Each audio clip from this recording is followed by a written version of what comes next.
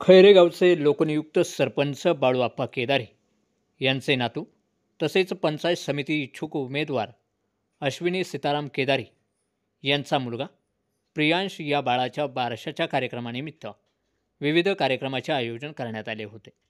पुरुष व महिला लेझिम मंडळ यांचे सादरीकरण करण्यात आले. यावेळी देवरामजी लांडे, माई लांडे तसेच विविध गावचे सरपंच, सामाजिक कार्यकर्ते उपस्थित होते.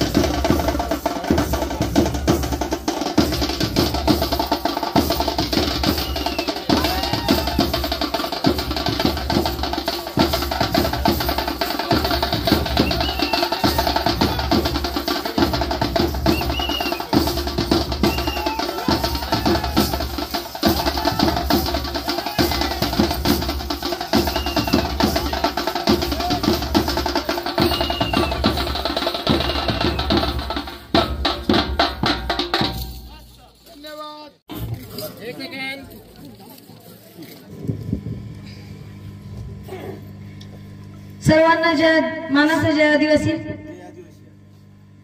कुडकुडत्या थंडीमध्ये केदारी परिवाराच्या विनंतीला मान देऊन आपल्या प्रियांश बाळानिमित्त उपस्थित असलेले जुन्नर तालुक्यातील सर्वच जनसमुदाय असेल, राजकीय सामाजिक क्षेत्रातील सर्व मंडळी असतील आणि माझ्या महिला बंधू भगिनी, खरं तर गेल्या 3 वर्ष आधी मी या खैरे गावात आली होती आणि इथे बाबा माझा माझा सत्कार केला होता, माझं स्वागत केलं होतं गोफ खेळून, तेव्हा मी तो अजूनही विसरलेली नाहीये. तोच आदर तोच सन्मान मला आज पुन्हा बघायला मिळाला. खरं तर बाळापणाबद्दल सांगायचं म्हटलं तर ही अशी माणसं आहेत की जीवाला जीव देणारी आणि राजकारणाच्या पलीकडे जाऊन समाजासाठी, आपल्या समाजासाठी एकमेकांच्या खांद्याला खांदा लावून एकत्र लढणारी माणसं आहेत. जसं आता सर्वजण इथे उपस्थित झाले, आपल्या बाबांनी सांगितलं की आता राजकारणाचं काय म्हणतात रणधुमाळी चालू झालेली आहे. खरं तर मला सांगायचं असं वाटतं की सगळेजण इच्छुक आहेत, पण येटळणी आल्यावर फक्त 5व्या बारशे वगैरे करणं चुकीचं आहे. आणि जो माणूस पावसाळा बघत नाही, हिवाळा बघत नाही, उन्हाळा बघत नाही, जो आपल्या समाजासाठी फिरत राहतो, खरंच मी माझे आदर्श आमचे लांडे साहेब त्यांचं खरंच करावं तेवढं कौतुक खूप कमी आहे. कारण त्यांनी अशी आपली माणसं अशी म्हणजे खूप प्रेमाने आणि आदराने माणसं आत्मसात केलेली आहेत आपल्या समाजामध्ये, ज्यांच्यामुळे हे इथे बसलेल्या महिला बंधू भगिनी आहेत. आज आम्ही खुर्चीवर बसतोय तर तो मान फक्त तुम्ही आम्हाला दिलेला आहे आणि त्याचे आम्ही ऋणी आहोत. तिथे बसलोय ते फक्त तुमच्यासाठी. आता बाबांनी मगाशी सांगितलं, साहेबांनी सांगितलं वाटतं की आपण निवडून देऊ प्रतिनिधी सर्व आपलेच असतील आणि काम करून घ्यायची, कान करून घ्यायची जबाबदारी तुमची असेल. पण मला वाटतं की लांडे कुटुंब ज्या वारशाने काम करत आलेलं आहे तर तेवढी वेळ लागणारच नाही. माझ्या माणसांनी बोलायच्या आधी त्यांचं काम झालेलं असेल. आणि राहिला वसा वारशाचा प्रश्न, कोणाला जोडीत मिळालेलं नसतं, नशिबाचा भाग असतो. आपण जे प्रतिनिधी निवडतो किंवा ज्यांचे आदर्श घेऊन आपण पुढे चालत असतो, शिवसेनेचे ठाकरे साहेब असू देत किंवा राष्ट्रवादीचे पवार साहेब असू देत, अजितदादा पवार असू देत, हे सर्वांना सुद्धा वारसा लाभलेला आहे. पण आपण म्हणतो का नाही, ते कामं करतात आपली, आपण म्हणून त्यांचा आदर्श घेऊन पुढे जात असतो. त्याच्यामुळे कुणी या बाबतीमध्ये परत कधी बोलू नये की मिळालेलं नाही आणि असं मिळालेलं तसं मिळालेलं नाही. शेवटी प्रत्येकाच्या संघर्षाचा प्रश्न असतो. लांडे साहेब सुद्धा गरिबीतून वर आलेले आहेत, त्यांनी स्वतःचं साम्राज्य उभं केलेलं आहे. मला जास्त काही बोलायला आवडत नाही, मी बोलते तेवढं मोजकच बोलते. इथे उपस्थित सर्वांनीच आपापल्या मनोगत व्यक्त केले, अजून करणारही आहेत. पण मला कधी पूर्ण मनोगत व्यक्त करायला होतच नाही, कारण मी सगळ्यांच्या बोलण्याचा विचार करत असते. कारण एकमेव असा माणूस आहे जो आपल्यासाठी अहोरात्र झटत आहे, आपल्या समाजासाठी. त्याची त्याला साथ सगळ्यांची आहे. तुम्ही सर्वांनी उचलून घेतलंय डोक्यावर. आणि मी म्हणणार नाही मी काही केलं नाही. माझं लग्न झालं तेव्हा माझ्याकडे काही नव्हतं, जेवढी माणसं होती माझी घरची होती, माझे नातेवाईक होते. पण देवाच्या पुण्याने, लांडे साहेबांच्या पुण्याने आज मला तुमच्यासारखी देव माणसं मिळाली. असं म्हणतात मागच्या जन्मी राहिलेलं काहीतरी या जन्मी मिळतं. आणि हे माझ्या माणसांचं, मला या माणुसकीचं आणि प्रेमाचं गबाड मला या जन्मात मिळालं, याच्यापेक्षा जास्त चांगलं या जन्मामध्ये मला काहीच भेट नसू शकतो. ही माणसं गमावली ती मी लांडे साहेबांमुळे. सगळ्यांना असं वाटतं काम करत नाही, काही काम झालेलं नाही, काही नाही. माझं एकच मत आहे, लांडे साहेबांना जर संपवायचं असेल तर काम करून संपवा, त्यांच्यासारखं समाजासाठी झटायला शिका. कारण देवराम लांडे तेल लावलेला पैलवान आहे, तो कधी कोणाच्या हातात येणार नाही. ना कामाच्या बाबतीत, ना विकासाच्या बाबतीत, ना कोणाला संकट येईल तिथे धावून जाण्याच्या बाबतीत, कोणाला अडचण आली तर त्याला मदत करण्याच्या बाबतीत कधी मागे न हटणारा नेता म्हणून आज माझा आदर्श आहेत माझे सासरे.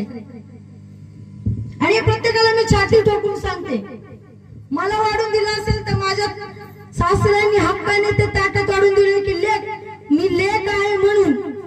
60 वर्ष वय झालंय साहेबांचं 60 वर्ष वय झाले तरी पण आपल्या समाजासाठी मान वर करून नेहमी आपल्या छातीवर समाजाचं नाव ठेवून फिरतात. माझी विनंती आहे आपल्या समाजाला की त्यांची मान कधी खाली जाऊन देऊ नका. आपल्या समाजासाठी झटणारा एकमेव नेता आहे. सगळ्यांची साथ हवी आहे. कोणाबद्दल काही दुमत नाही. वैचारिक मतभेद असतील पण जेव्हा आपण राजकीय गोष्टी दृष्टिकोनातून जेव्हा सगळ्या गोष्टी बाजूला ठेवून एकत्र येऊ तेव्हा फक्त आपल्या समाजाचा विचार केला जाईल. कोणतेही मतभेद पाळले जाणार नाही. केदारसेन आपल्या समाजाचा विचार येईल तेव्हा सगळ्यात आधी लांडे कुटुंब असणारच आहे. पण आपण सर्वांची साथ तिथे लाभली जावी एवढीच मी विनंती करते. आणि आपल्या प्रियांश बाळाच्या नामकरण विधीसाठी इथे उपस्थित सर्वजण आले. सर्वांचे मनापासून आभार मानते. मला इथे माझे मनोगत व्यक्त करण्यासाठी जी संधी दिली त्याबद्दल केदारी परिवाराचे खरंच मनापासून आभार मानते आणि थांबते. जय हिंद, जय महाराष्ट्र, जय दिवस. कळस सोन्याचा देते डहाळ, कृष्ण जन्मला कंसाचा काळ, जो बाळा जो जो रे जो जो. कृष्ण जन्मला कंसाचा काळ, जो बाळा जो जो रे जो जो. दुसऱ्या दिवशी दुसरा रंग, रूप सावळ गोरसे रंग, जसा झळकतो आरशाचा भिंग, जो बाळा जो जो रे जो जो. तिसऱ्या दिवशी आनंद मोठा, सीता सावित्री बायांनो मोठा, खारीक खोबर साखर वाटावा, जो बाळा जो जो रे जो जो. चौथ्या दिवशी बोलली बाळी, अतिशयाने वाजविली टाळी, कृष्ण जन्मला यमुना स्थळी, जो बाळा जो जो रे जो जो. पाचव्या दिवशी सटवीचा वेढा, लिंबू नारळ देवीला फोडा, तान्या बाळाची दृष्ट ग काढा, जो बाळा जो जो रे जो जो. सहाव्या दिवशी कलीचा मारा, राधा कृष्णाला घाली तिवारा, चला यशोदा आपुल्या घरा, जो बाळा जो जो रे जो जो.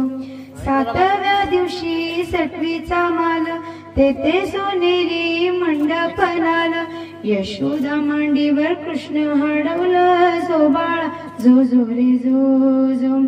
आठव्या दिवशी आठवीचा थाट, बोलल्या गवळणी 360, श्रीकृष्णाची पाहता वाट, जो बाळा जो जो रे जो जो.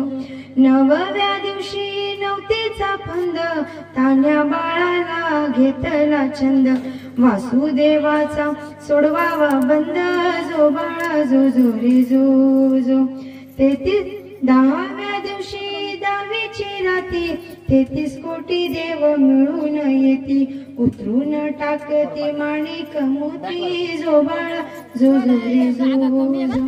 11व्या दिवशी नारद बोले, देवा तुम्ही हो किती झोपले, मथुरा नगरीत देवकीचे हाल, जो बाळा जो जो रे जो जो. 12व्या दिवशी 12च नारी, पाळणा बांधिला यशोदा घरी, त्याला लाविती रेशीम दोरी, जो बाळा जो जो रे जो जो. त्याला लाविती रेशीम दोरी, जो बाळा जो जो रे जो जो. त्याला लाविती रेशीमी दोरी, जो बाळा जो जो रे जो जो.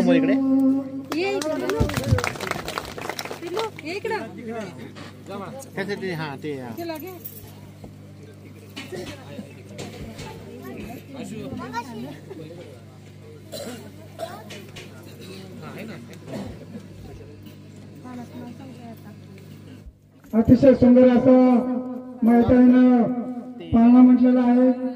गोल्ड हाऊसमध्ये अतिशय सुंदर मैत्री, तुमचं धन्यवाद.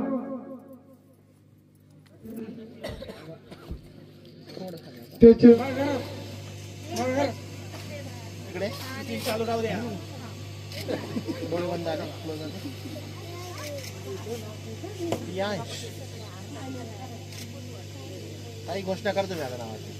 आज आपण ज्या बाळाच्या नामकरण सोहळ्याला उपस्थित आहोत. त्या बाळाचं नामकरण झालेलं आहे. त्याचं नाव ठेवलेलं आहे प्रियांश.